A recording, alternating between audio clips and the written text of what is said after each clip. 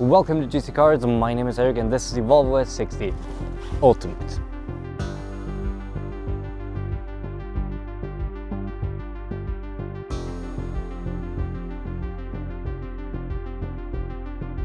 Now let's say you want an entry-level luxury SUV and for some reasons you don't want to go with the Germans, for example, the price, or you just want to go a little bit different. Then there's a couple options out there. I mean, you've known about the Lexus, there's Genesis with the G70 and Volvo with the S60, but competing with the Germans and the others in the field isn't necessarily easy. So today we're going to find out if this Volvo S60 is worth the money they want, almost $70,000 Canadian top spec as is, or if you're better off sticking to the good old Germans. To do that, as always, we're going to take a look at the exterior first, then we're going to take a look at the interior, then we're going to drive it in the end. We're going to sum it all up and the final thoughts. And hey, if you end up liking the video, consider subscribing. With that being said, exterior. The S60 is probably one of the best looking luxury sedans in my opinion. I think it's just extremely well proportioned, great lines. Typically, Volvo has a pretty good design, but I think it just works perfectly on the S60. This is thunder gray, not necessarily maybe my favorite color, but I think it works really well for Volvo and fits the weather we have right now. As you see, first winter weather, pretty good. The wheels, nice. The whole thing is just amazingly proportioned. And once again, taillights, as always, in Volvos. Yeah, it looks really good. I really like this. I really like how this looks. But the more important part will be the interior. So let's take a look at that, shall we? Okay, let's talk Volvo S60 interior, and it is the usual kind of Scandinavian minimalism that you expect from Volvos, but that is a good thing actually, because it is very, very nice. I like the layout, it looks nice. Of course, it's not quite as luxurious as we've had it in the V90 or the XC90, because those were significantly more expensive, but still, this is pretty good. Like seating position, very nice. These seats are very comfortable, very adjustable. Heated seats, optionally, you can get them with massage or ventilation. This does not have that, but no, this is still a proper, luxurious, nice cabin.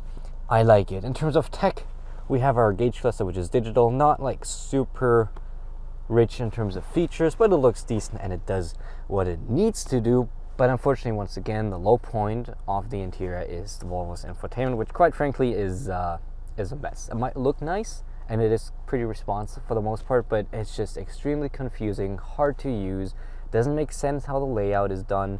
Like, if you have to put a tutorial on the home button, you know you made an entertainment system that is just simply not intuitive. Like, they tried to go for a bit of the phone kind of layout, but it just did not work. On the left side, it doesn't make sense, like how it's laid out. Up top we have lane keep assist and cross traffic alert, but then we need to scroll all the way down to have blind spot monitoring. Like, why? That makes no sense. And I needed to search for stuff on here for like forever. It's just wired Android Auto and Apple CarPlay at least, so that's good.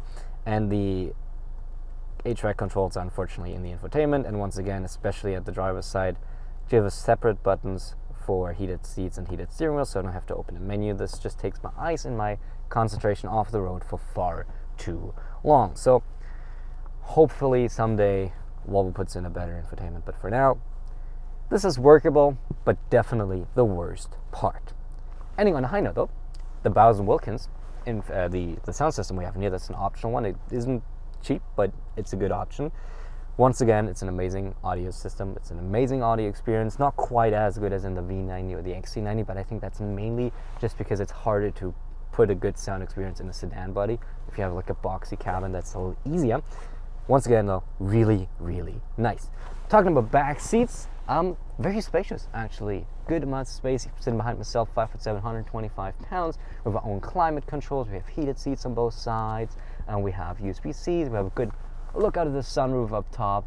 No, this is, aside from the infotainment, a really nice place to be. Let's take a quick look at the trunk, and then we go driving.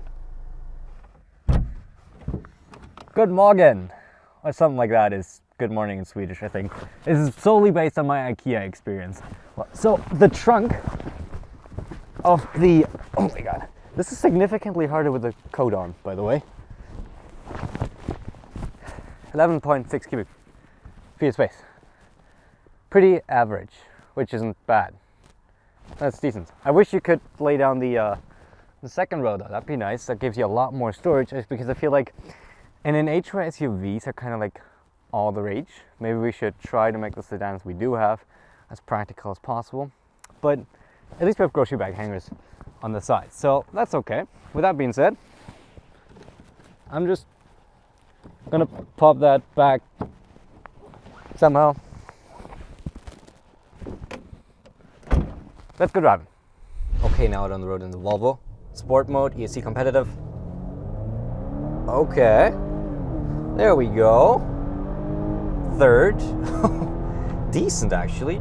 Decent acceleration, I think. So that's definitely nothing you want to complain about. But let's turn back into the comfort drive mode, because we want to be comfortable after all. In a Volvo, ESC Sport can be disabled. So what kind of drivetrain do we have? We have the Volvo B5. That means this is a 2-liter turbocharged inline-4, made it to a mild hybrid system. Total system output, 247 horsepower and 258 pound-feet of torque sent to all 4 wheels. Power-wise, I think it is totally adequate. Is it sporty? No, but you don't need to be, right? We want to be comfy, we want to be elegant, and I think that is what it does. Now, it being a mild hybrid system, you'd expect it to get good fuel economy. And unfortunately, it utterly fails at that. Like, I'm averaging 9.5 liters per 100 kilometers combined.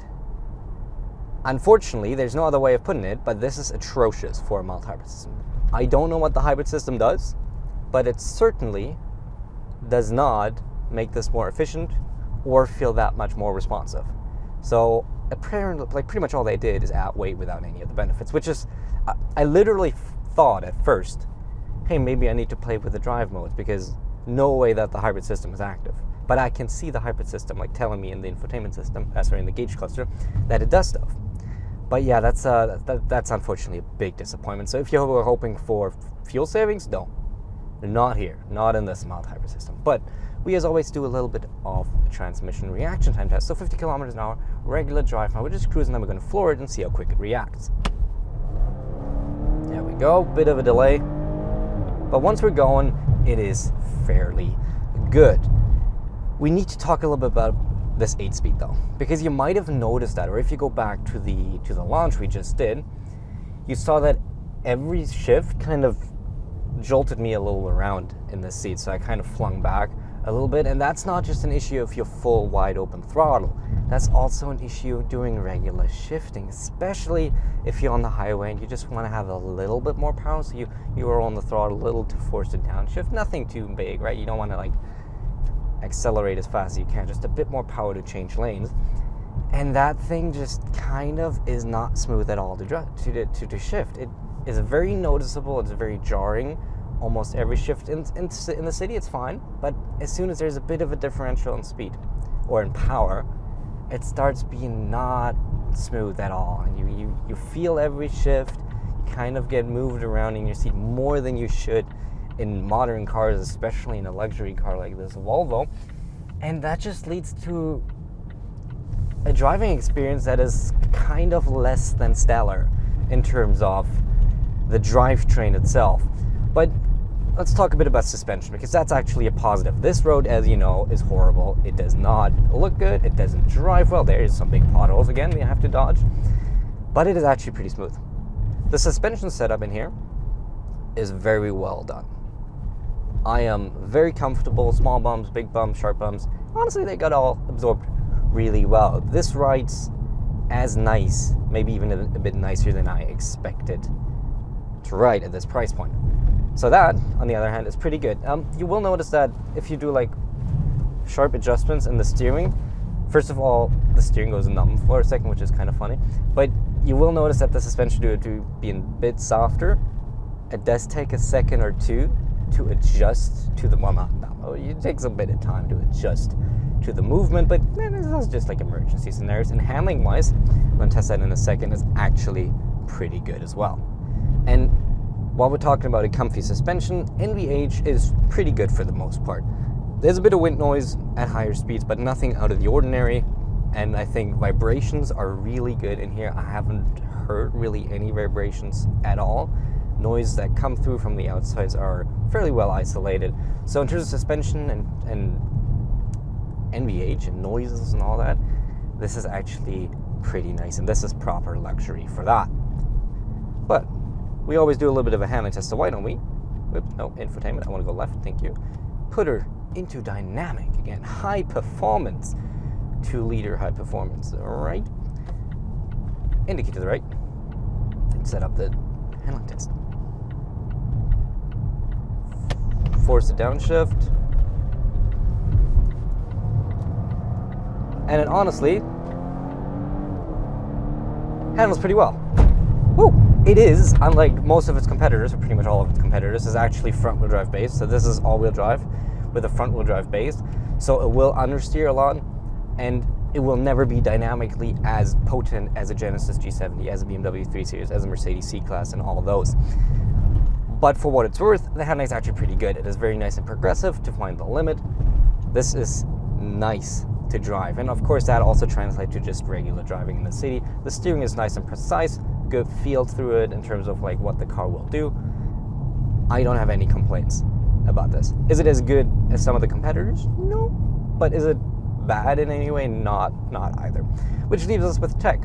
In tech is, of course, we have all the safety systems you could really want, and additionally we have, with our adaptive cruise control coupled, the pilot assist. And Volvo's pilot assist is really good. What it is, it's an active lane centering assist. As always, I have a highway POV test drive where I showcase that, and that does a really good job. It is semi-autonomous, so you have to keep your hands on the steering wheel at all times, but it really centers you well. You can pretty much drive without interfering. Of course, unfortunately, because that's the drawback of systems like these, which are really good and don't have proper like detection of your hands being on the steering wheel. You have to kind of wiggle it a little bit just for it to know, okay, it's still there. But no, honestly, during heavy traffic or when you're a little bit tired, I love these systems, and Volvo's system is one of the best in terms of tech. That is really nice. Okay, but that concludes our driving part. How about we send it off to the final thoughts? Okay, final thoughts on the 2022 Volvo S60 B5 Ultimate. And overall, I think Volvo put out a really nice car. First of all, it just looks really, really nice. The interior is pretty good, except for some issues with the infotainment and maybe some of the layout in terms of the wireless charging, which could be a little better. And it drives really nice, but the biggest drawback of this plug-in hybrid is the drivetrain, including the hybrid system. As we've talked about, the fuel economy is atrocious for a plug-in hybrid.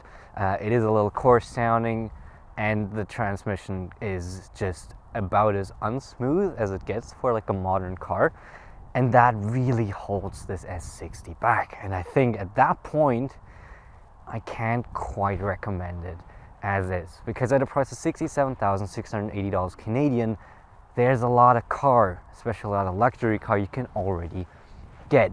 Now, for this price, you might not necessarily want to go with the Germans because they won't be able to offer you the value that you can get with others. But if we're thinking about something like a G70, you can get a G70 Sport, which has really nice driving dynamics, a more powerful engine, an interior that is at least as nice and has better tech.